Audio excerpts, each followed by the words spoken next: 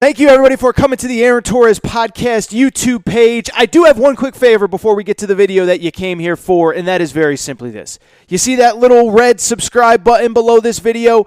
Go ahead, smash that subscribe button.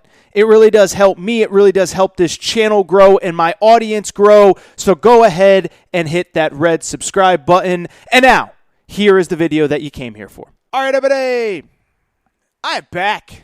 Good to be back. I do want to talk a little college hoops recruiting.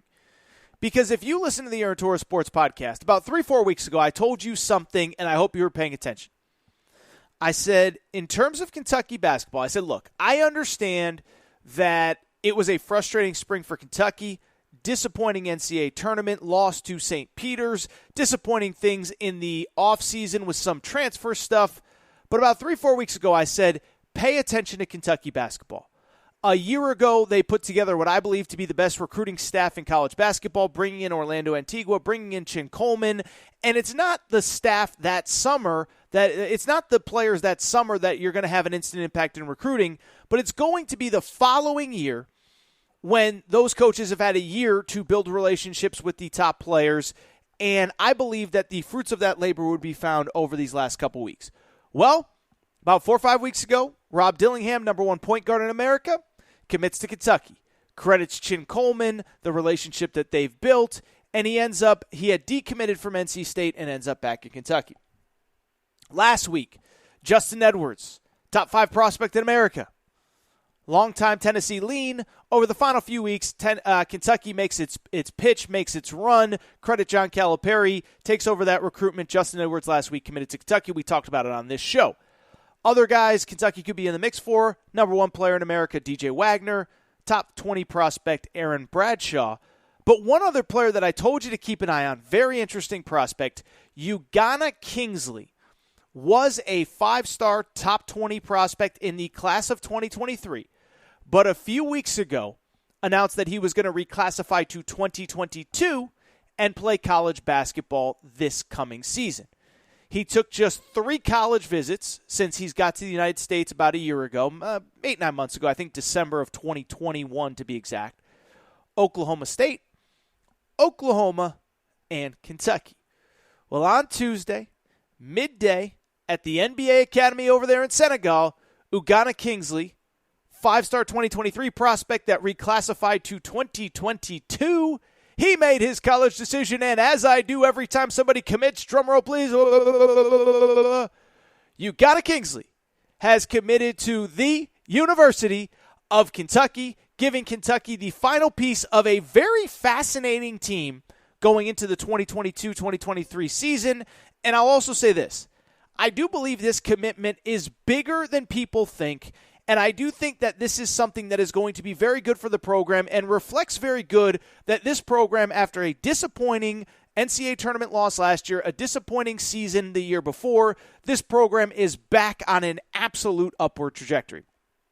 First of all, doing what I do, I'm very blessed to get to a lot of cool stuff, and I did see Ugonna Kingsley in person about a month ago at the Pangos All-American Camp in Las Vegas. What I would say is a couple things stand out to me about this kid who is now a Kentucky Wildcat. The first one, this kid is monstrous and athletic, okay? When you walk into one of these camp settings and you have 100 or so of the top high school players in America, I'll be honest, they all kind of look alike, play alike, whatever, however you want to say it. Not much really separates most of them, and then you figure out who's who, and this kid's this, and this kid's that, and this kid's ranked here, and that kid's committed there. With Ugonna Kingsley, the moment I walked into the gym, his height and length stood out even amongst a group of truly elite high school basketball players, okay? Some kids are listed at 7 feet, and they're really 6'9", 6'10". Some kids are listed at whatever wingspan. This kid is just huge. You walk in the gym, he is a legit 7-footer, closing in on 7'1", and obviously he uses those physical traits to his advantage. Many have said he is the best defender in high school basketball, or he was prior to his reclassification and commitment. And I wouldn't argue with that. I don't claim to know every single player in high school basketball, but if there's a better one, I like to see him. 7'1", super long, protects the rim, all that good stuff. But what I'll also do is I'm not going to sugarcoat this, Kentucky fans. I do think that his offensive game has a way to go, and that's okay, by the way. One, he's new to basketball. Two, this is why he's reclassifying and getting to campus a year early, so that he can take his time and he can develop the offensive game. But I do think there's a belief, or there's a thing that happens in the media where too often when a 4 or 5-star kid commits, all you want to do is talk about the upside. All you want to do is talk about being a finished product. And this kid isn't a finished product, and that's actually a good thing for Kentucky. I remember about 3-4 years ago when N'Faly Dante, Kentucky fans will remember that name, was a 5-star kid. I think he was class of 2018, 2019. He commits to Oregon over Kentucky. And I said, look, the kid's really good, but I don't think he's going to be a day one difference maker in college basketball. Of course, my buddy Kyle Tucker, athletic, what do you know, Torres? He was the Peach Jam MVP. And I'm like, yeah, I know how to use Google. I know what he's done. I don't think he's going to be an impact player. Well, he's now entering year 4 in college basketball, really good defender with an emerging offensive game at Oregon. And that is very much how I feel about this kid Ugonna Kingsley, who is going to Kentucky. I'm not going to sugarcoat it. He's not 20-10. He's not Baby Shaq. It's not going to be figured out in the meantime, immediately, and that's okay. Because for people who do not know, the plan is to come to Kentucky this year, and essentially, redshirt isn't the right word because I think everybody expects him to play, but really be a backup player, learn from Oscar Tshiebwe, learn from those other front court players, and then really ramp up for the 2023-2024 season. And so to me, that is why this commitment is so important for a few different reasons. Listen, I think whenever you can get a truly elite player with truly elite physical skills onto campus, even if they're not ready, that's a great thing, especially when they have the understanding that they don't have to contribute right away and be a difference maker right away. I think whenever a kid is labeled a 5-star, everybody assumes he's going to come to campus from day 1, hour 1, minute 1, he's going to be awesome. And we know that for the most part in college basketball, that just doesn't happen. Now, there's exceptions to every rule in every class. Cade Cunningham was awesome day 1. Paolo Banchero was awesome day 1. Chet Holmgren was awesome day 1. Jabari Smith was awesome year 1. Evan Mobley was awesome year 1. But there's also a lot of other kids. It takes till year 2, year 3 to become a great college basketball player. And that's okay. Everyone should be on their own time frame. But what always helps is when the player has the understanding coming in that, one, I'm not expected to be that guy from day 1. And more importantly, that the expectations from the fan base are not that that guy is going to be a star from day 1. And that is a great thing. And that is why I love this for the player and the program. The program doesn't need him, to be great on day 1. They need him to come in, practice, get better, learn from the best low post player in college basketball in Oscar Tshiebwe, and just improve. Just learn the campus, learn the system, learn the culture, learn what John Calipari wants. Beyond that, what I would say is, who else this benefits? Not just the player himself. I think it benefits Oscar Tshiebwe. I think it benefits the rest of Kentucky's front court players. Because at the end of the day, Oscar Tshiebwe, 6'9", low post player, he's always going to struggle with a 7-footer, with a 7'1" big guy, with size, with length down low. Struggle is a relative word. Struggle for Oscar Tshiebwe, by the way, is 20 and 18 instead of 27 and 24, okay?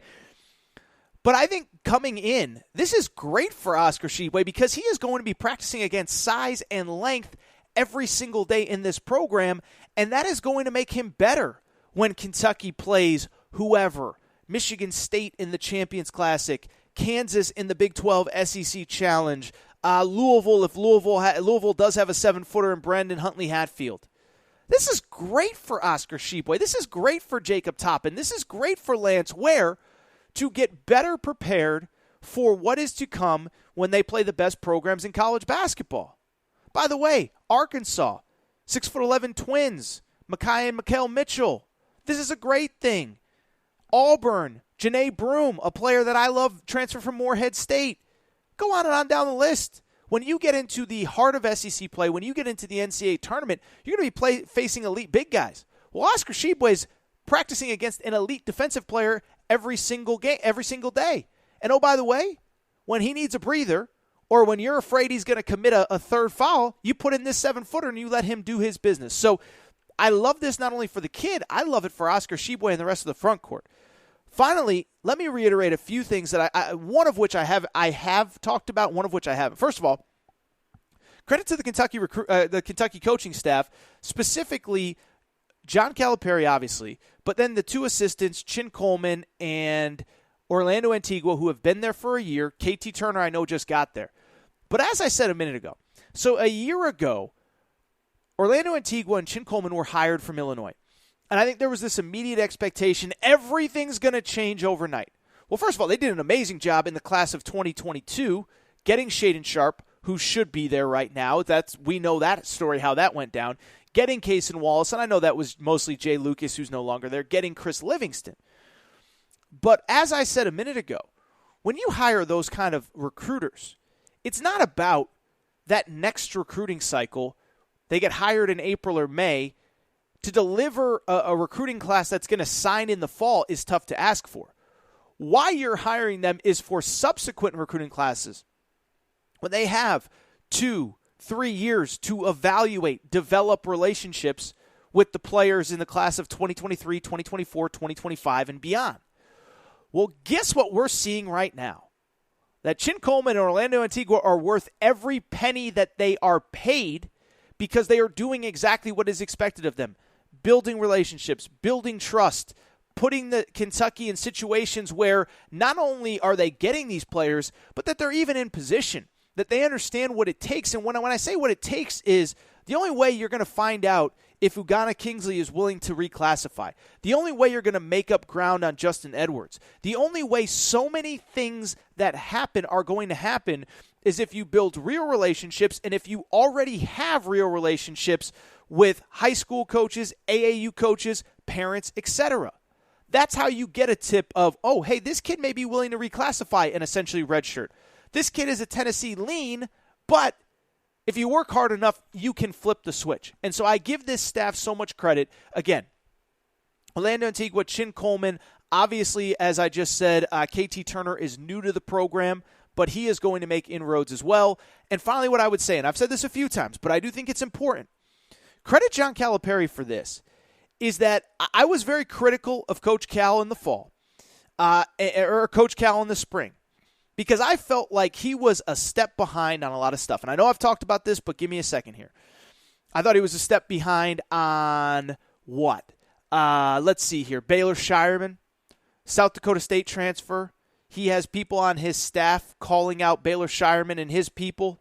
I didn't like that.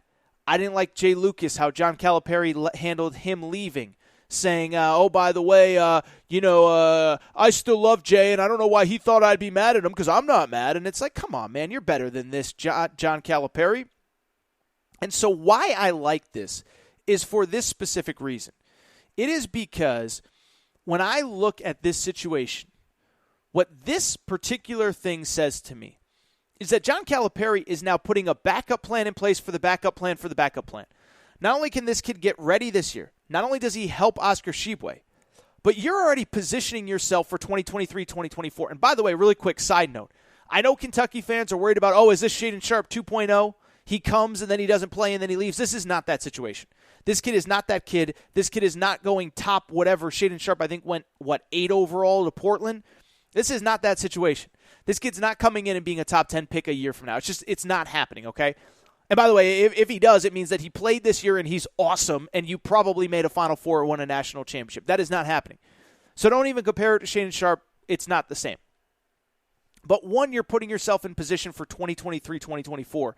And two, you're putting yourself in a position where no matter what happens, you have the anchor of your front court.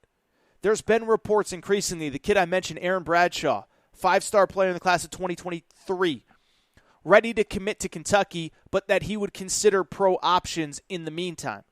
Well, now guess what?